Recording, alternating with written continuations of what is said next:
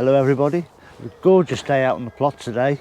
We've had a couple of frosts. There was a very slight one this morning and a fairly harsh one yesterday, but this cold snap up here in the north, in North Cumbria, hasn't been too bad. I know from some comments I got on one of my recent posts on the channel that the temperatures were going to be worse far down south, down sort of Oxford way. I know the weather's been particularly bad up in Scotland, but we seem to have escaped it here in this, you know, the tropical part of the country, shall we say. So quite fortunate in that respect. Anyway, yesterday was the last day for being able to use the old metaldehyde slug pellets. They're the old fashioned blue slug pellets that we've used for many years in this country. They are now banned, and if you've got any, you've got to dispose of them responsibly. The other ones, the ferric phosphate slug pellets, as far as I know, you can still use them. I will have to check up on that to see what the crack is, but to be honest, they don't really work very well for me. I haven't managed to make them work. The old blue pellets, used responsibly, I still feel are a viable method of slug control. Even the RHS now from this month, they're no longer, from last month, they're no longer classing slugs and snails as a pest, as they're a necessary part of the ecosystem. So I guess we've just got to embrace these things. Gardening changes all the time, and this is just one of them that we'll have to get used to. The same as, you know, we're shifting from peat compost to peat-free compost. These changes happen all the time, and it's part of gardening, and you either embrace them or get tied up by them. So we've got to embrace them and move forward, you know, regardless of what you actually think of the measures, shall we say. But anyway, today I promised you last week on my lettuce video that I would show you another way of sowing peas, and I'm going to do that in a minute. And I'm going to sow a couple of other things, microgreens they are. So we'll crack on with that in a minute, and then I'll give you an update at the end on the back of the plot where I'm up to with that as well. So quite a bit to get on with, so let's crack on. Now, I nearly forgot to mention that for gardeners in the UK, on Friday at 7:30 on BBC Two, the new season of Beechgrove Garden starts. I say it's just half an hour before Gardener's World, so it extends that gardening evening if that's your bag. I know there's been a few comments about gardening programmes and not really being what people want it to be, but when they're trying to cover so many different genres of gardening, it's very difficult. I think, I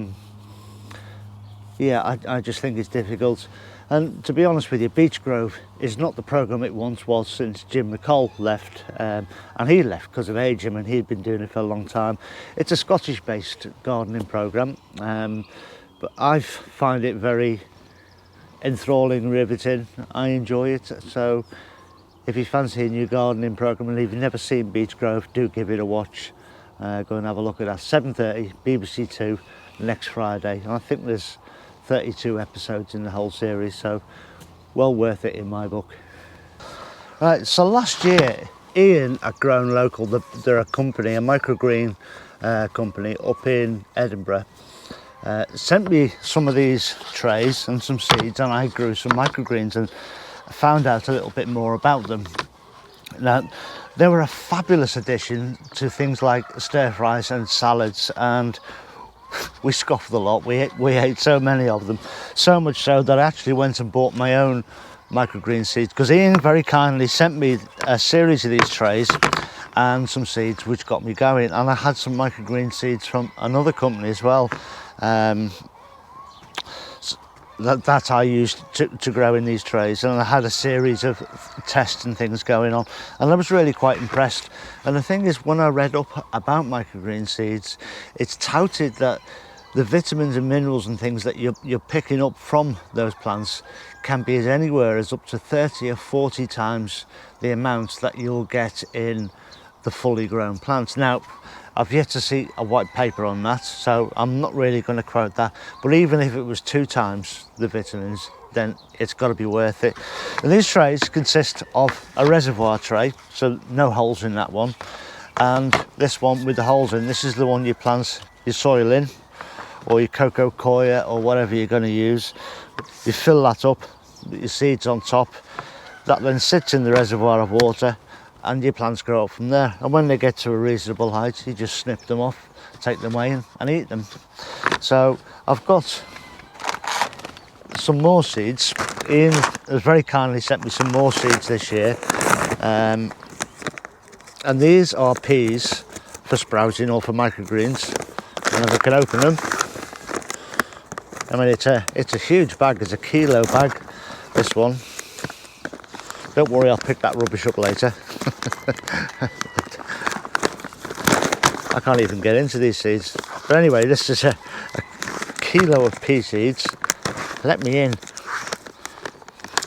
You sealed these well, Ian. Thanks, pal. There we go.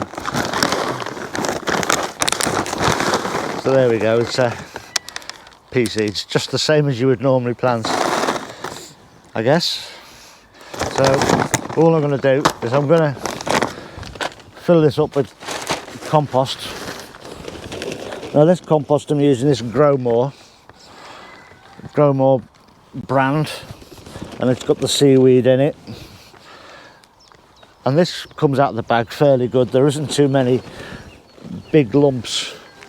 If you sieve this, you wouldn't be left with much rubbish coming out. So I feel confident with the pea seeds that I can just put this straight in, just break it up.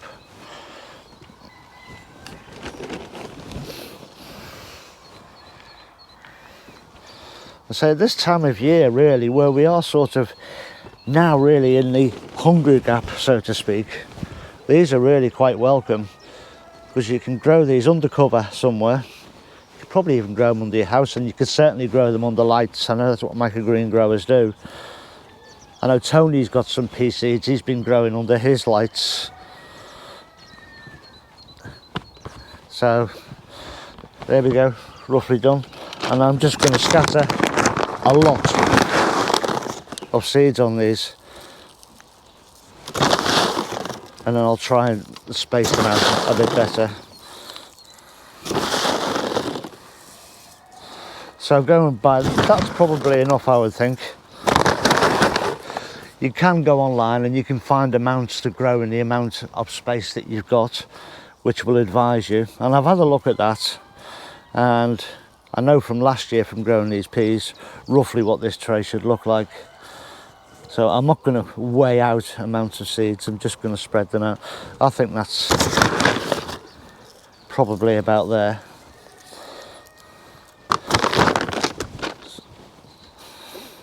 So there we go, and it's as simple as that. So in a few weeks' time, these will be up here shoots, and just snip them off, and they'll go into salads with anything else I've got lying around. So that's partly going towards filling that empty gap period.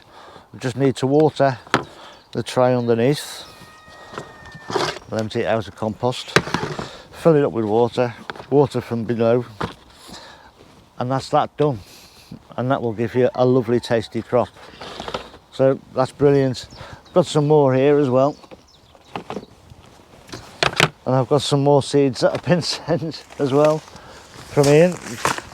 And what I've got here is a cabbage sprouting mix, a radish sprouting mix, and a red kohlrabi mix. All of these make an interesting addition to your salads or your stir fries. They're particularly good in stir fries because you just literally at the last minute just throw the sprouts in, toss them once or twice and serve them, and they are fantastic. Really do, really add that level of freshness.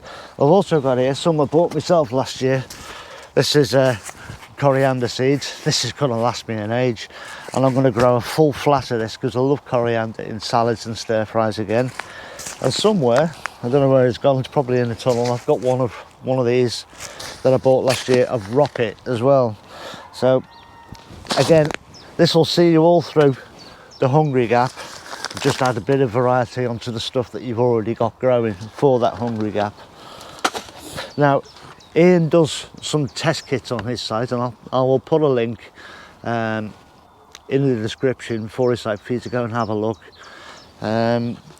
He does these trays. That's where he sent me these free of charge, you know, full disclaimer. And he also does kits as well. I do believe he might be sold out of them presently, but they'll soon be back in stock. But this is certainly worth investigating. If you haven't tried them, I advise you to just get hold of a bag of any sprouting seed that you fancy, and just have a go in a normal seed tray. Get yourself involved in it and try it out, because I tell you, you will want to get fully invested in this. So there we go, that's microgreens. I'll get on and fill the rest of these up, and I'll bring you back when I'm done. So here we are, these are all now sown. I'll just bring it in close. This is the cabbage. You can see just how much is planted in there. What's that one? It's the coriander, it's the kohlrabi and the radish. Now what I'm going to do is I'm going to ask Ian, or I'm going to let him know that I've made this video about his stuff, and hopefully he'll pop on and be able to answer any of these microgreen questions that you might have. I'm still relatively new to it. I know how to grow plants, but these are a little bit different.